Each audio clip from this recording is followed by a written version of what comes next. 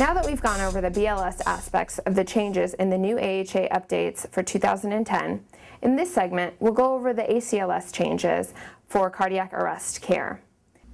In summary, the ACLS changes include: first, simplification of the cardiac arrest algorithm to emphasize high-quality CPR. Second, waveform capnography to be utilized for confirming and monitoring ET2 placement and CPR quality.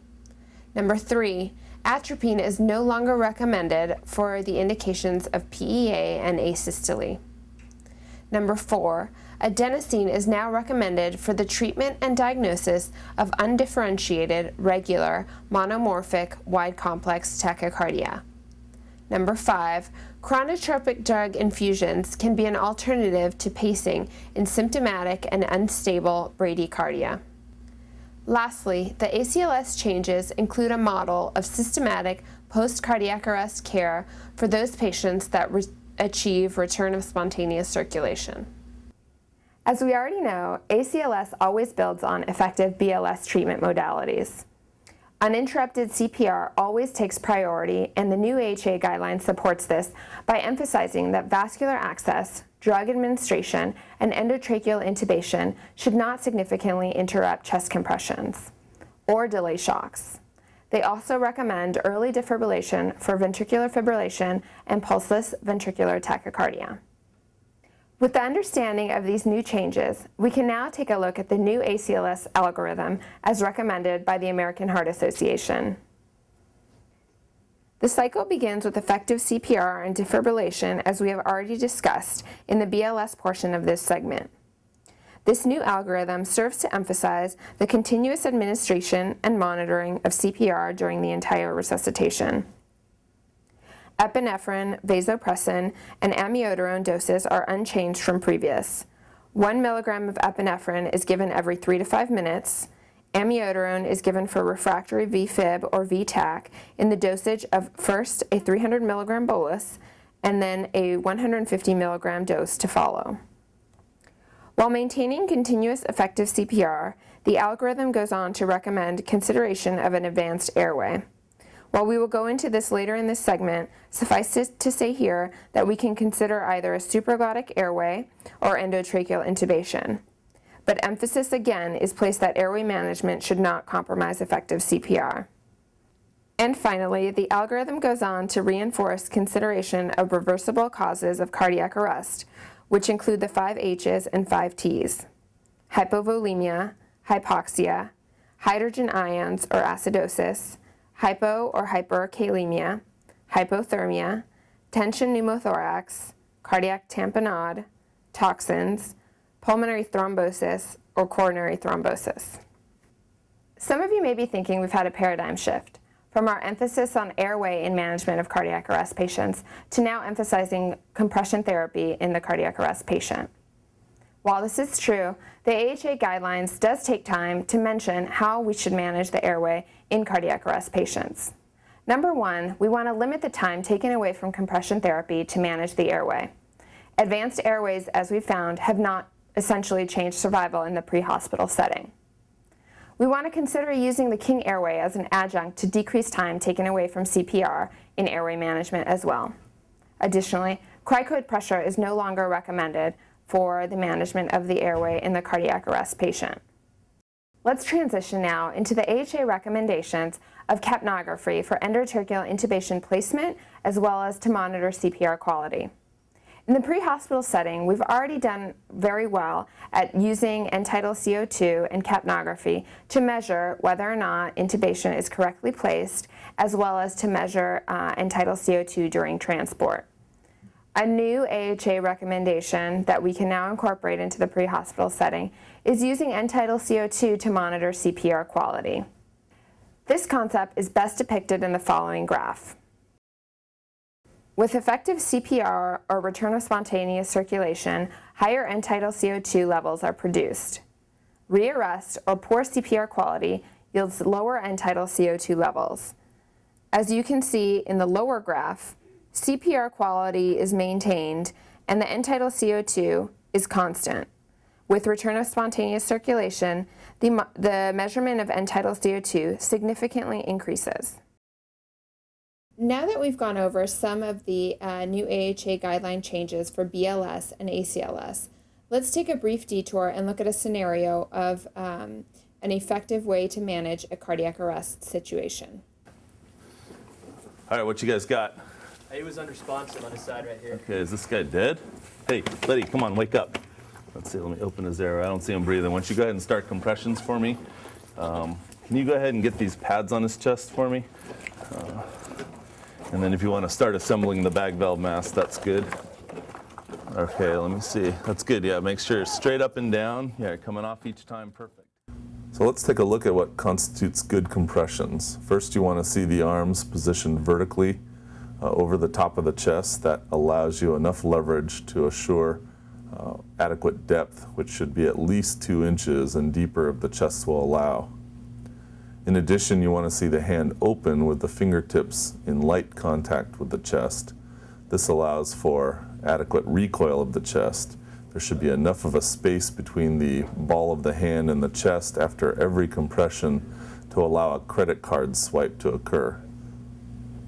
The rate should be about 100 compressions a minute, although it could be faster in smaller patients and slower in larger patients. And at no time should the speed of compressions interfere with either the depth or the rate. Now let's get back to our patient who's had about 2 minutes of compressions, which means we're about ready for a rhythm analysis. Okay, you got the pads on. I'm going to go ahead and turn this on and see what we're looking at here. Okay, don't start bagging just yet. Let me take a look at the rhythm. Okay, it's VFib. Back on the chest. Stay in the chest. I'm going to go ahead and charge. Everyone else stay away. You stay in the chest, stay in the chest, stay in the chest, stay in the chest, stay in the chest, stay in the chest, stay in the chest. Okay, go ahead and clear. Okay, back on the chest right away. Okay, good. All right, let's go for another 20 seconds and then you're going to go ahead and take over. Why don't you come in from the other side there? Let me see what we got on the monitor here. Okay, this does not look shockable anymore. So I think we can go ahead and start bagging this guy. Now let's take a look at what constitutes good ventilations. On occasion, you will only have a single rescuer available to do ventilations, and in that case, the old CE style is still appropriate. As much as possible, the pinky and maybe even the ring fingers should be placed near to the angle of the jaw to try to thrust the jaw forward as much as possible. This also tilts the head backwards into slight extension, both of which will help open up the airway. Then the thumb and the forefinger are placed on the mask itself to provide an adequate seal. Ideally, a single rescuer is dedicated to the mask hold, which includes both thumbs on either side of the mask in what we call the 2 thumbs up technique, with the remaining fingers down near the angle of the jaw. Ideally, you can place those fingers near the earlobe, which will allow you to lift upwards, and that provides counter force against the thumbs pushing on the mask, ensuring both adequate mask seal as well as an open airway. This also allows you to tip the head backwards in slight extension, further opening the airway. Then the second rescuer is dedicated to providing ventilation by squeezing the bag itself. This should be done every 10th compression in a fairly rapid delivery of air or oxygen. We would call this synchronized compressions and ventilations. Now let's go ahead and get back to our patient. So one of you holding the mask, the other one's going to squeeze the bag every 10th compression. Why don't you guys go ahead and switch? Okay, let me see what you're doing there.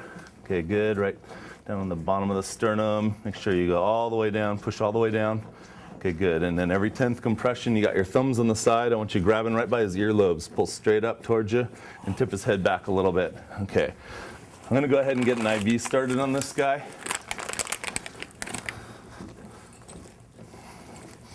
Okay, do you want to push that out for me? Go ahead and spike that bag. Do you know how to do that? How are you doing there? Good. Okay. You're doing a good job. Make sure you come all the way up. I want to be able to swipe a card underneath you there. Okay, let me see what we got here. Okay. You guys going every 10th there? Perfect. Okay. All right, I think I got something right up here. All right. Okay, got that bag spiked. Okay, let's go ahead. I'm gonna start running that in. Okay, good. All right.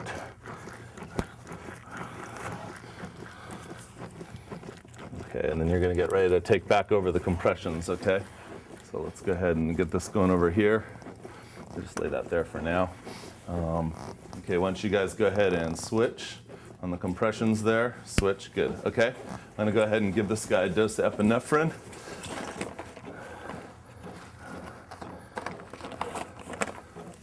I'm coming behind you here.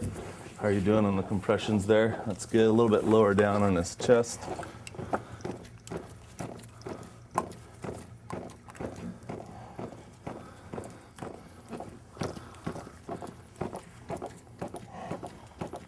Okay, this is a milligram of epinephrine going in.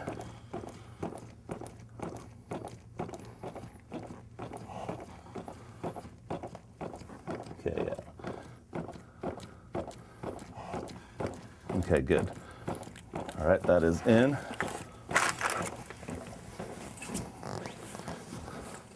All right, what do we got going on here? Got something really, really slow. So let's just keep doing good compressions. Why don't you guys get ready to switch? Go ahead and put that down and get ready to switch. You can just leave it down on him. And go ahead and switch. Good. All right. Let me just watch. Good. Perfect compressions. Okay. I'm going to get ready to intubate this guy. So you guys keep bagging there for a second.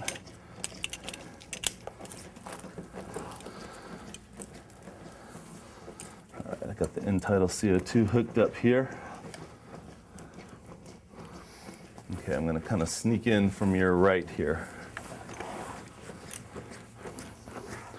Okay, you're just going to keep doing compressions. You can go ahead and let that up. Perfect.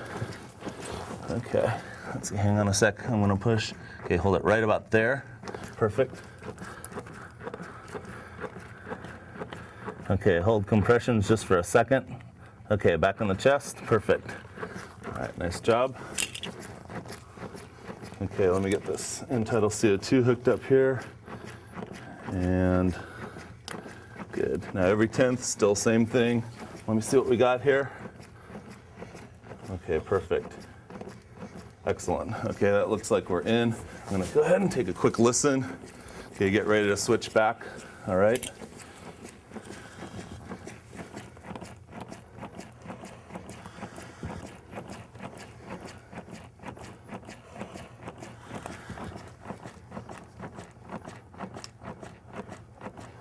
Okay, that sounds pretty good. I'm gonna go ahead and tie this tube in. Good, okay. Make sure you get straight up over the top. Make sure you're coming all the way up each time. You have to slow down just a little bit. There you go. And go a little further down on his chest. Make sure you're right up at the bottom of the sternum there. Okay, let's go ahead and get this thing in.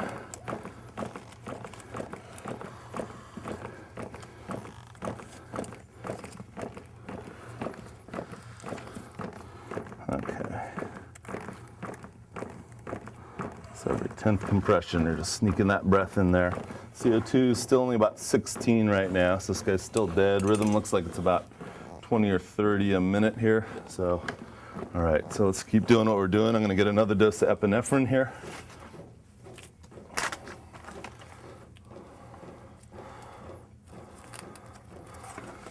Okay. Okay. Now we can get you into the cycle here. It looks like he's getting a little tired there. So let's get you guys ready to switch and go ahead and switch. Okay, let's make sure you're doing good compressions there. It looks nice.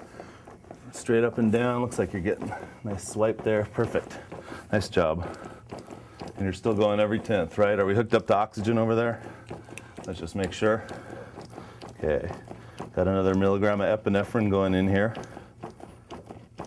Do you mind holding this up for me? Just open that wide open. Okay, that's in. All right.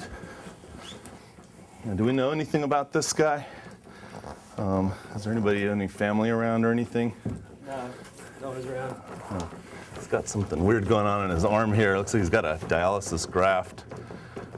Yeah, I think I'm just going to go ahead and treat this guy like he might have a high K. So I'm going to go ahead and get some calcium and some bicarbonate.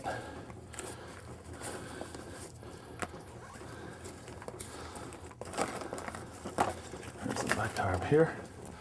Okay, you guys are doing okay here. Rhythm still looks pretty slow. CO2, 17, 18, you're doing good compressions there. You drove the CO2 up a little bit.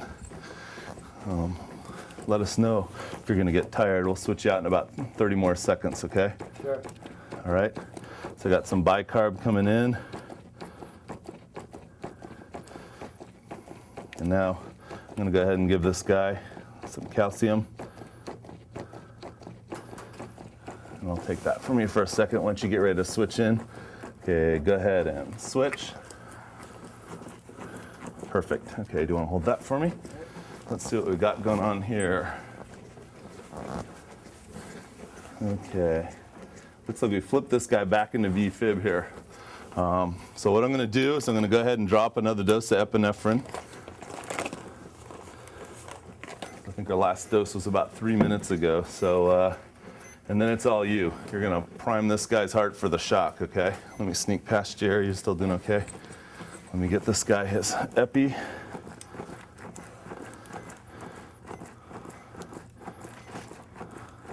Okay, that epi is in. In fact, since you've been on there for about a minute, why don't we have you switch back in? Okay, it's all up to you. And we got a shock in about a minute and a half, okay? I'm gonna prime and you're gonna stay on the chest till the very last minute, okay?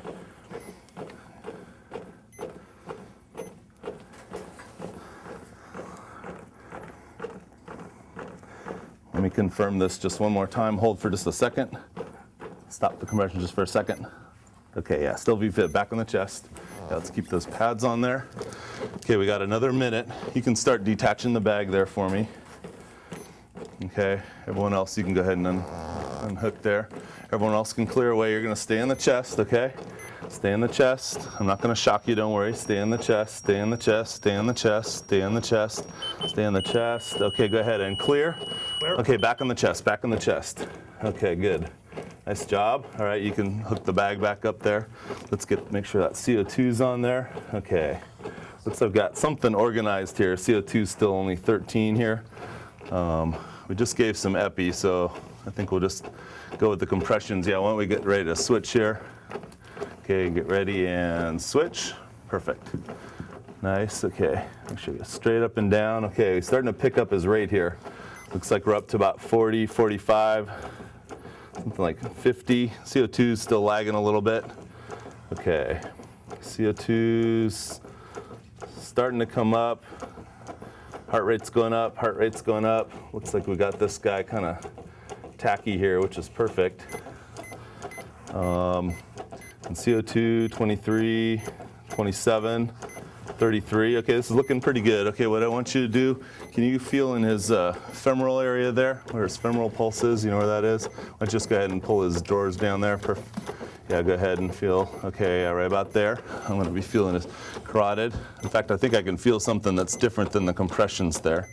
Let's go ahead and I want you to go ahead and hold compressions. Keep bagging nice and slow. Okay, do you feel something? You feel something? I think I feel it too. Keep bagging nice and slow. CO2 staying up at 30, 32. Okay, keep bagging nice and slow. Perfect. Yep, I think we got him back, guys. Let's go ahead and cycle a pressure and just bag nice and slow. I want to see the CO2 number stay sort of around 35-ish, somewhere in that range. Go ahead and open up the fluids there. Just hang that up there. Let's get ready to transport this guy. I'll go ahead and call base. So just in review, that was a correct example of how to manage a cardiac arrest situation. The AHA guidelines also incorporate some new medication protocols. Let's take a look at those now.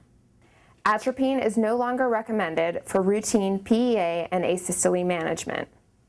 They have not shown any benefit in administering atropine in this setting. Atropine is removed from the ACLS cardiac arrest algorithm, but is maintained in the use for unstable bradycardia.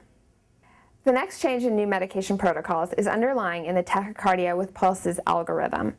Adenosine is now recommended for the initial diagnosis of stable, undifferentiated, regular, monomorphic, wide complex tachycardia. The indications would include, as a result of this definition, ventricular tachycardia. Do not use adenosine for irregular wide complex tachycardia, as the arrhythmia might degenerate into ventricular fibrillation. Let's take this concept further and take a look at some examples where the use of adenosine, based on these indications, would be applicable. The first example is an EKG demonstrating ventricular tachycardia. By looking at this EKG, we notice that the rhythm is a stable, regular, monomorphic, wide complex tachycardia. And if the rhythm is unable to be differentiated in the field, adenosine can be utilized in such a situation. We do want to emphasize, however, that if the patient shows any signs of hemodynamic or cardiovascular instability, the primary indication for treatment of the patient would be to shock the patient. The second example is again another EKG demonstrating a stable, regular, monomorphic, wide complex tachycardia, which is likely SVT with aberrancy. Again, given the characteristics of the rhythm as just described, adenosine would also be indicated in this situation. Understandably, comparing this EKG and the one previously shown, it can be very difficult to distinguish and differentiate between the two rhythms. And you will not be expected to distinguish between the two, but rather only to fundamentally understand that in such cases of stable, undifferentiated, regular, monomorphic, wide complex tachycardias, that adenosine can be utilized for initial diagnosis and treatment. Again, we want to reiterate that if the patient shows any signs of cardiovascular instability, a shock is indicated. The final new medication protocol addresses symptomatic unstable bradycardia. While we maintain that the first-line therapy for this arrhythmia is still atropine, if atropine is ineffective, they recommend transcutaneous pacing or dopamine infusion or epinephrine infusion. Field treatment-wise, if transcutaneous pacing is ineffective or unable to be obtained, dopamine infusion can be considered. The dopamine IV infusion rate would be 2 to 10 micrograms per kilogram per minute. The final change for the ACLS portion of cardiac arrest care is the formal organization of post-cardiac arrest care. Patients who have undergone cardiac arrest and who have return of spontaneous circulation should be directed to a facility that can offer a comprehensive, structured, multidisciplinary system of post-cardiac arrest care. This includes centers that are capable of PCI. It also includes centers that are capable for therapeutic hypothermia. And finally, centers that have the support of neurology and cardiology specialized care. One interesting aspect of this is therapeutic hypothermia. This is a new and innovative model which we'll go over in the next segment.